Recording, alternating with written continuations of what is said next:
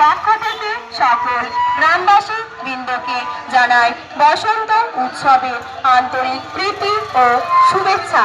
শ্রীরামপুর আদর্শ শিশু শিক্ষা নিকেতন বিদ্যালয়ের পক্ষ থেকে সকল গ্রামবাসী বৃন্দকে জানাই বসন্ত উৎসবের আন্তরিক প্রীতি ও শুভেচ্ছা।